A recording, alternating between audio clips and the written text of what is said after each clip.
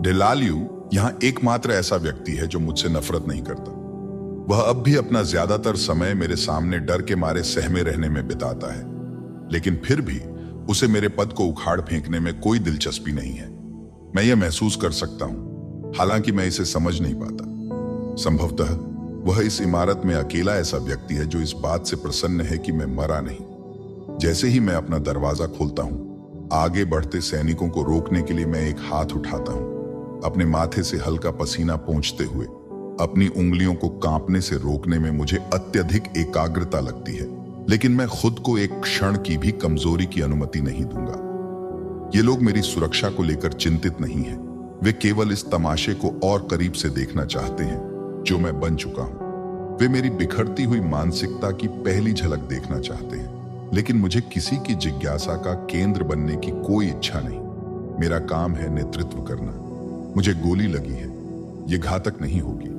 बहुत से कार्य हैं जिनका प्रबंधन किया जाना है और मैं उन्हें प्रबंधित करूंगा। यह घाव भुला दिया जाएगा, उसका नाम नहीं लिया जाएगा।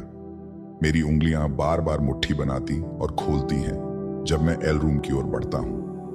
मैंने पहले कभी यह महसूस नहीं किया था कि ये गलियारे कितने लंबे हैं और इनमें कितने सैनिक पंक्तिबद्ध खड़े होते हैं। उनकी जिज्ञासु निगाहों और इस निराशा से कोई राहत नहीं कि मैं मरा क्यों नहीं। मुझे उनकी तरफ देखने की भी जरूरत नहीं है। मुझे पता है कि वे क्या सोच रहे हैं, लेकिन उनके विचारों को जानना ही मुझे एक बहुत लंबी जिंदगी जीने के लिए और अधिक दृढ़ बना देता है। मैं किसी को भी अपनी मौत का सुख नहीं दूंगा। नहीं, मैं चौथी बार चाय और कॉफी सर्व करने की कोशिश को रोक देता हूं। मैं कैफीन नहीं पीता डेलालियो। तुम हमेशा इसे मेरी हर भोजन के साथ परोसने पर जोर क्यों देते हो? मुझे हमेशा यह आशा रहती है कि आप अपना मन बदल लेंगे सर। मैं ऊपर देखता हूं। डेलालियो के चेहरे पर वह अजीब हल्की सी कांपती मुस्कान है और मैं पूरी तरह से निश्चित नहीं हूं, लेकिन मुझे लगता है कि उसने अभी एक मजाक किया है। क्यों? मैं ब्रेड का एक टुकड़ा उठाते हुए पूछता हूं। मैं अपनी आंखें खुली रखने में पूरी तरह सक्षम हूं। केवल एक मूर्ख ही दिन भर जागे रहने के लिए किसी बीज या पत्ते की ऊर्जा पर निर्भर रहेगा। डेलालियो अब और मुस्कुरा नहीं रहा। हाँ, वह कहता है, निश्चित रूप से सर, और अपने भोजन की ओर देखने लगता है। मैं देखता हूं कि उसकी उंगलियां धीरे से कॉफी कप को एक ओर सरका देती हैं। मैं ब्रेड का टुकड़ा वापस अपनी प्लेट पर रख देता हूं। मेरी राय, मैं इस बार शांत स्वर में कहता हूं, इतनी आसानी से तुम्हारी राय को प्रभावित नहीं करनी चाहिए। अपने विचारों पर अडिग रहो, स्पष्ट और तार्किक तर्क विकसित करो, भले ही मैं असहमत क्यों न रहूं। बिल्कुल सर, वह धीरे से फुसफुसाता है। कुछ क्षणों तक वह कुछ नहीं कहता, लेकिन फिर मैं उसे दोबारा अपने कॉफी कप की ओर हाथ बढ़ाते हुए देखता हूं। डेलालियो, वह मुझे लगता है मेरी एकमात्र बातचीत का स्रोत है। उसे मूल रूप से मेरे पिता द्वारा इस सेक्टर में नियुक्त किया गया था और तब से उसे यहां बने रहने का आदेश दिया गया है जब तक कि वह और अधिक काम करने योग्य न रह जाए। और हालांकि वह मुझसे 45 साल बड़ा है, फिर भी वह हमेशा मेरी सीधी अधीनता में रहने की जिद करता है। मैंने डेलालियो का चेहरा बचपन से देखा है।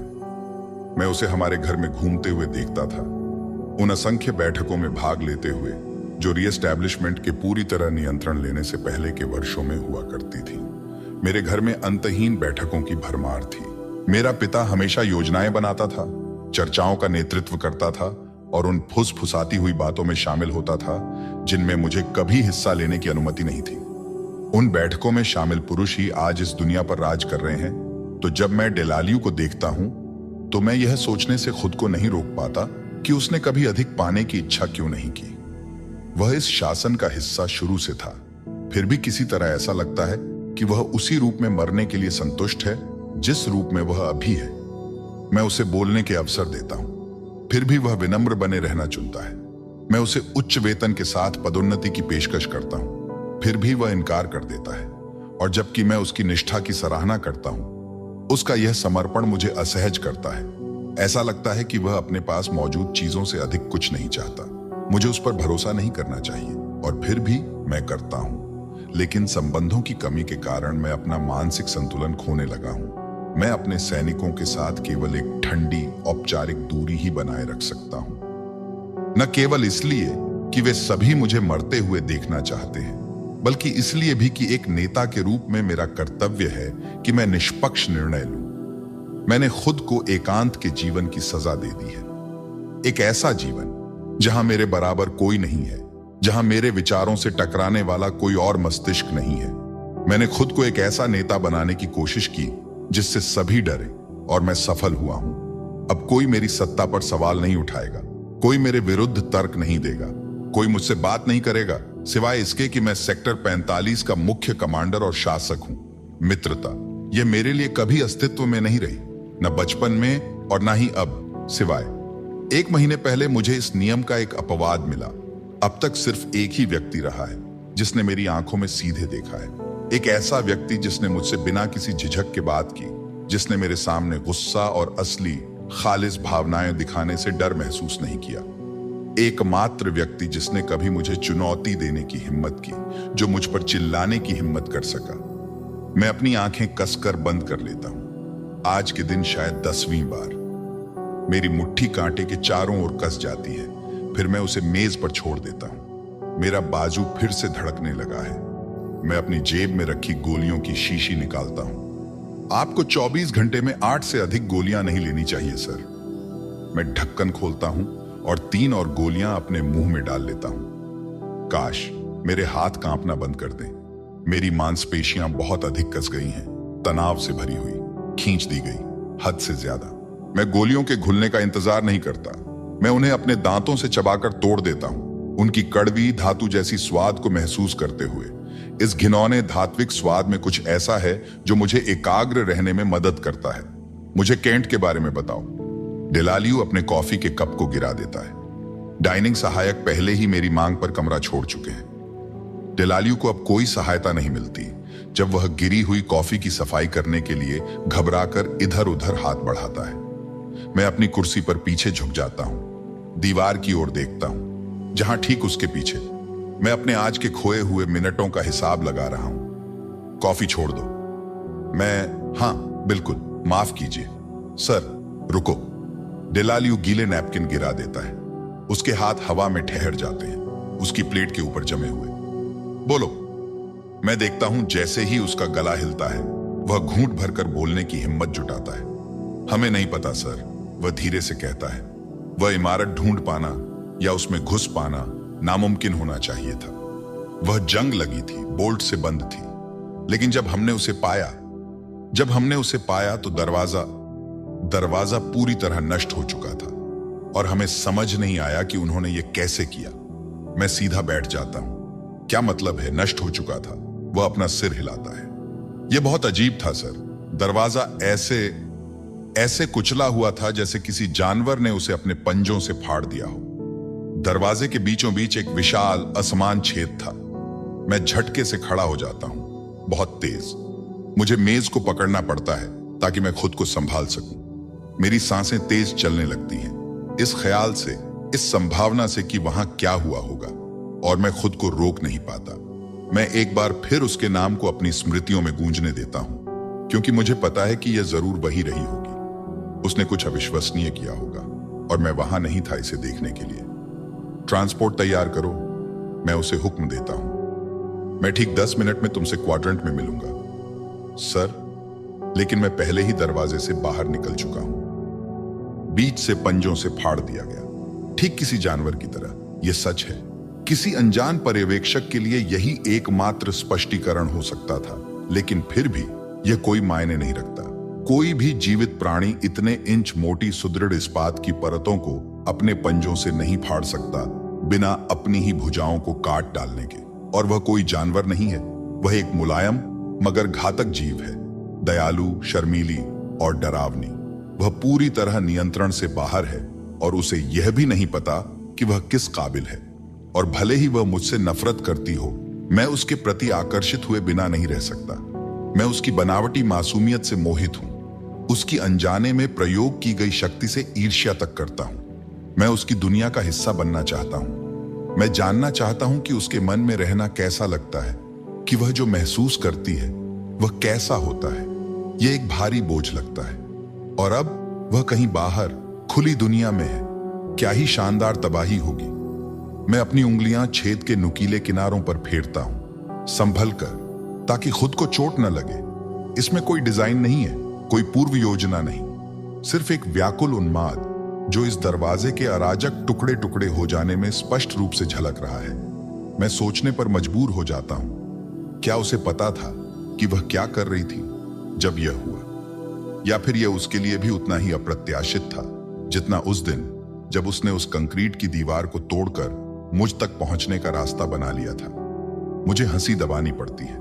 मैं सोचता हूं, क्या वह उस दिन को कैसे याद करती होगी।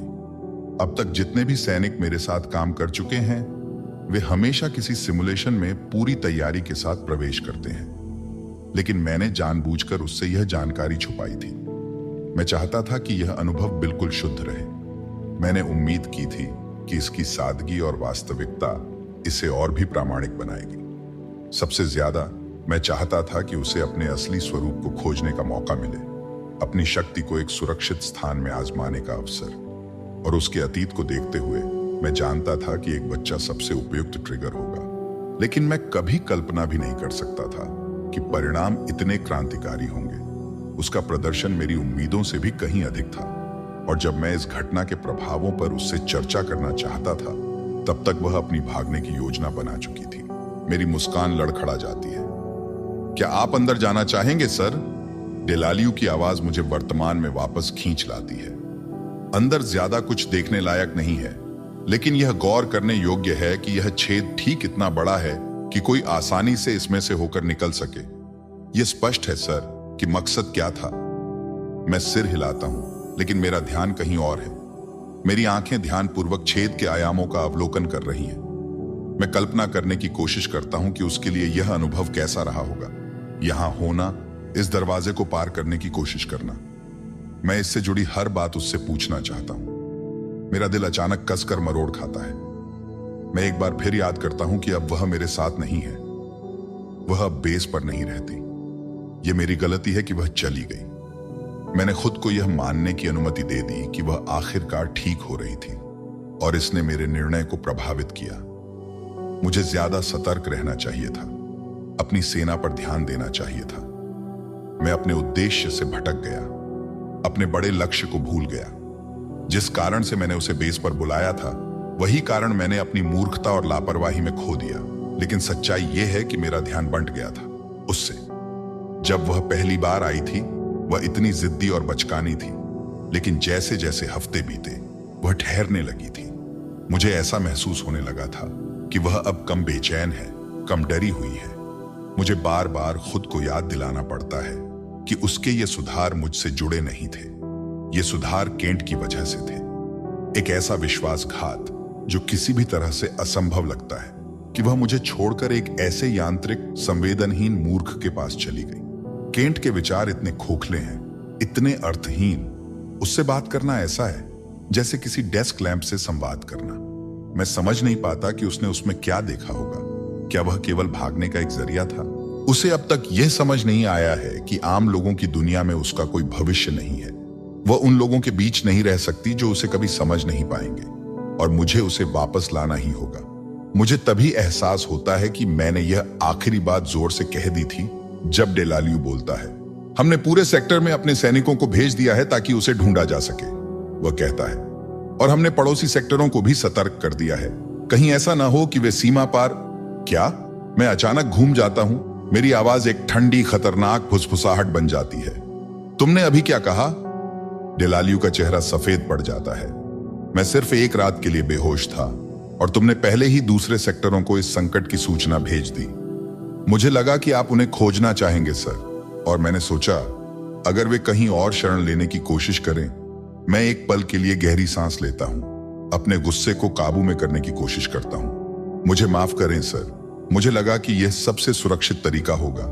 वह मेरे अपने 2 सैनिकों के साथ है, लेफ्टिनेंट। उनमें से कोई भी इतना मूर्ख नहीं है कि उसे किसी दूसरे सेक्टर की तरफ ले जाए। उनके पास न तो वह अनुमति है, न ही वे साधन जिससे वे सेक्टर सीमा पार कर सकें। लेकिन वे सिर्फ एक दिन से लापता हैं। वे गंभीर रूप से घायल हैं और उन्हें मदद की जरूरत है। वे पैदल यात्रा कर रहे हैं और उनके पास एक चुराया हुआ वाहन है जो आसानी से ट्रैक किया जा सकता है। बताओ। मैं अपनी आवाज में बढ़ती झुंझलाहट को काबू करने की कोशिश करता हूं। वे कितनी दूर तक जा सकते हैं? डेलालियो कुछ नहीं कहता। तुमने राष्ट्रीय चेतावनी जारी कर दी है, तुमने कई सेक्टरों को सतर्क कर दिया है, जिसका मतलब है कि अब पूरा देश जानता है, जिसका मतलब है कि राजधानियों को खबर मिल चुकी है, जिसका मतलब क्या है? मैं अपनी इकलौती काम करने वाली हथेली को मुट्ठी में भींच लेता हूं। बताओ लेफ्टिनेंट, तुम्हारे हिसाब से इसका क्या मतलब है? कुछ पल के लिए वह बोल ही नहीं पाता। फिर सर, वह हांफते हुए कहता है, कृपया मुझे माफ कर दीजिए।